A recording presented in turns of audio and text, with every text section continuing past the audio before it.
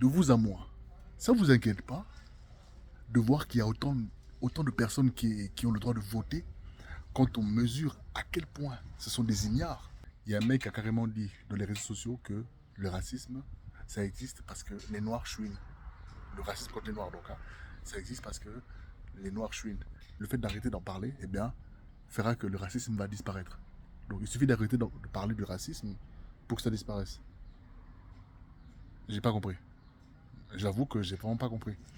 Donc effectivement, par exemple, tu vois, lorsqu'il y a des problèmes systémiques, lorsqu'il y a des problèmes de mentalité, d'éducation, le fait de ne pas en parler, ça disparaît. Par exemple, tu vois, la culture du V chez certains, eh ben, si on n'en parle pas, il n'y aura plus de femmes qui vont se faire violer. Si on ne parle pas des violences conjugales, il n'y aura plus de femmes qui vont se faire tabasser, qui vont se faire malaxer le crâne par leur conjoint violent. Il n'y a plus de personnes qui vont se faire mépriser, il y aura plus de discrimination parce que on n'en parle plus.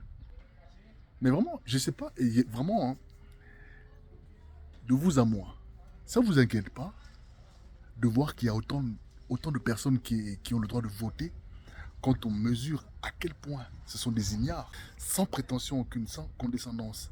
Mais vous vous rendez compte des fois de la faiblesse de l'intellect de certaines personnes, mais qui ont parfaitement le droit de vote, au demeurant. Ça vous inquiète pas? C'est vraiment fascinant. Je vais faire une vidéo simple, pour pas complexifier à outrance, mais c'est l'une des voies par laquelle j'aborde la question de la démocratie.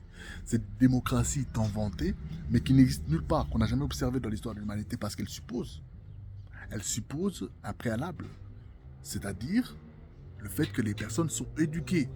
Si aujourd'hui on vous interroge et puis on vous demande de prendre parti et de répondre par exemple à une politique économique particulière, mais que vous n'avez aucune notion de politique, de géopolitique, de métapolitique, de nécropolitique, euh, d'économie, de finance, etc., comment vous pouvez judicieusement vous prononcer sur le devenir de votre nation alors que vous avez littéralement euh, des bases totalement absentes? Ne parlez pas des problèmes et les problèmes disparaissent. Entre guillemets, cachez la merde au chat ou alors enterrez votre tête tout au fond d'un trou comme une autruche et puis voilà, comme ça, il n'y a rien de problème. Ben, c'était fort. C'est Doi.